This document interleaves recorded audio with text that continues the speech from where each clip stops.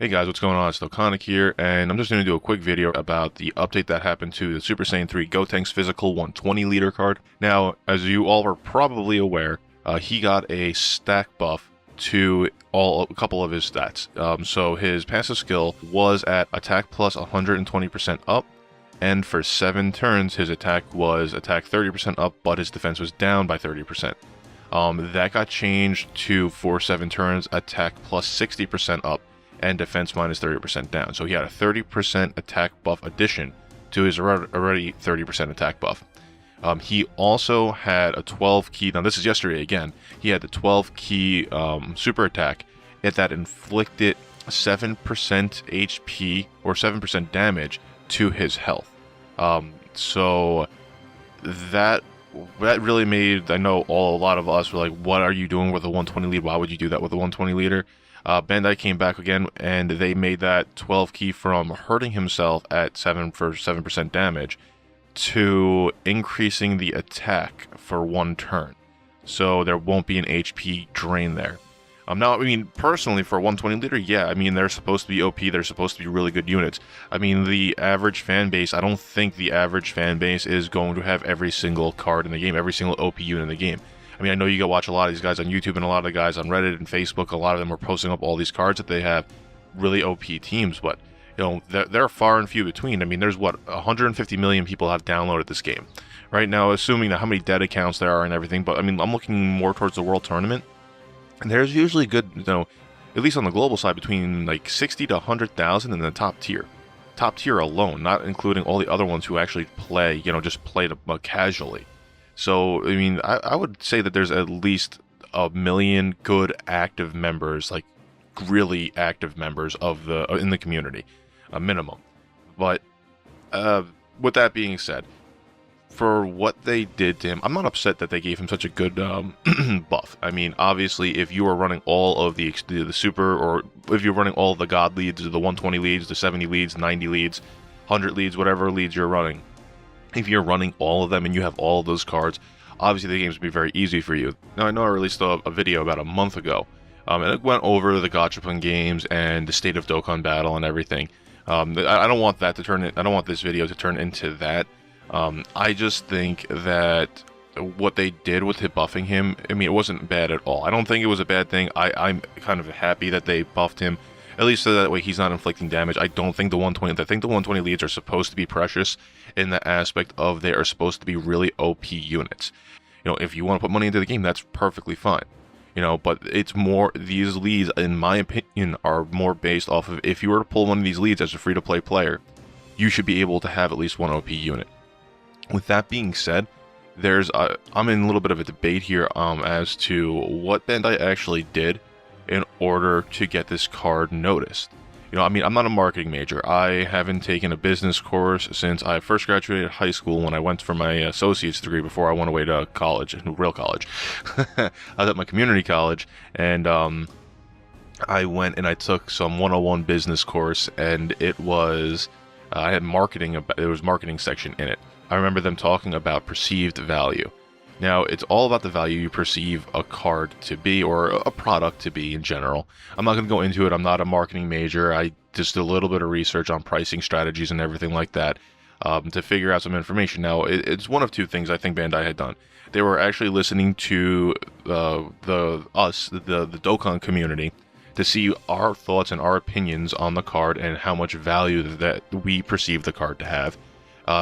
Or they gave us the card, and this is the way that I think it might have been, is that they gave us an underwhelming card, so that way by comparison, when they buffed it a day later, it wasn't really a day, a couple hours later, when they buffed it a couple hours later, we were like, oh, well, now I'll settle for that card because it's not as horrible as it was before. It's a comparison tool. It's like when you go into a store and you see two of the same exact products right next to each other.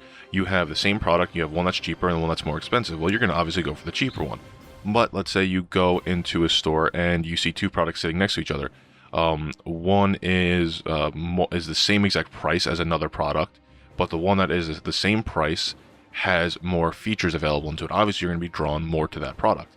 I forgot the specific name of that. I don't know anyone in marketing, so I couldn't figure out the exact name. But if you're in marketing or marketing major, let me know exactly the tactic that is used there. Go ahead, let me know down in the comments. I have no idea. But essentially, its ability is to say, okay, you have two products right here. One, they're both the same exact price, right? In terms of the game, you were putting the same exact amount of Dragon Stones into it. It's the same exact pull rate, no matter what it is. One is a lower quality than the other. So typically, you're gonna go for the one that has a better value. Now that we have this Super Saiyan 3 Gotenks that has a better value, the chances of you saying, okay, fine, I'll pull for it now, is the reason why I believe that Bandai did what they did. Now, I mean, you could just justify it as saying, well, you know, they heard the fan base, and the fan base was upset that they were they made such a nerfed unit for a 120 lead, blah, blah, blah, blah, blah. I mean, yeah, sure. But just remember, you know, it's all, for them, the bottom line is they want to make money. They're going to make money off of us no matter what. That's what they want to do. You know, whether you put $1 into the game, whether you put $100 in the game, or whatever, if you're a full whale and you're going full on for this game. I mean, we all watch the other YouTubers. I mean, don't get me wrong, I put my own cash into the game myself. And, you know, I play and I enjoy myself. But, you know, that is Bandai's and Akatsuki's end goal. That's what they want to do. They want to make money off of this game. And they'll do it by using sneaky tactics like this in order to get the money. Now, again, I'm not a marketing major, so, I mean, there could be other tactics at play here that, you know, I'm not aware of. I mean, again, if you want to go ahead and talk about that, please go, feel free. But I think that in terms of the buff in itself, the value of the card is definitely a lot greater than what it originally was. Personally, I mean, I'll probably end up uploading a video at some point next week as to which cards I plan on going for. I think I might wait for the Extreme Technique Villain card to come out, and I'll actually be doing a video on that tomorrow, I believe, of what I think is what is going to be the Extreme Technique card, the 120 lead that's coming out, because I have a couple of ideas.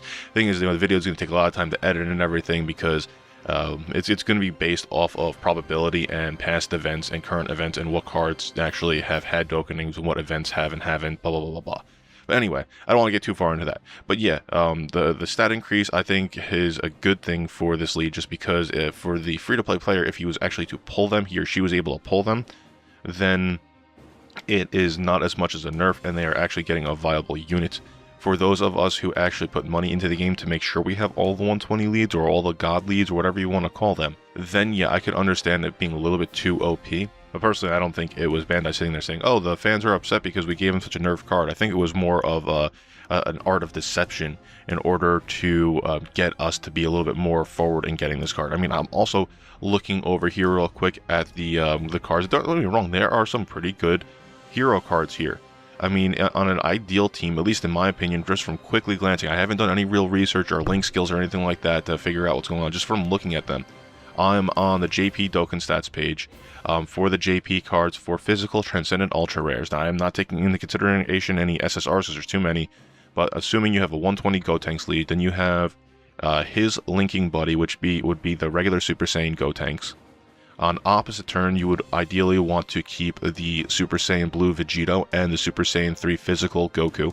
They link very well. They have prepared for battle and over in a flash, so they'll be launching supers all the time. And then on rotation, you would have that Physical Trunks that upbuffs all allies on rotation.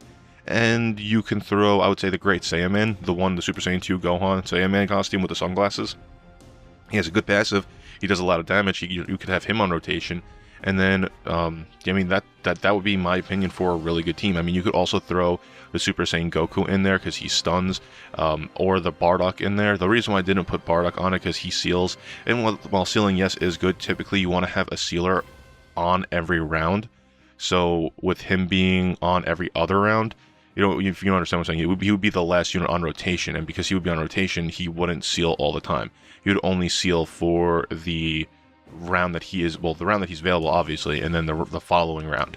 And because he would be the last one, he would only seal for one round, and it probably wouldn't be as good, in my opinion. But, I mean, you could. But anyway, I don't want to ramble too much over here. I just wanted to go over the stat changes and my personal belief as to why Bandai did this.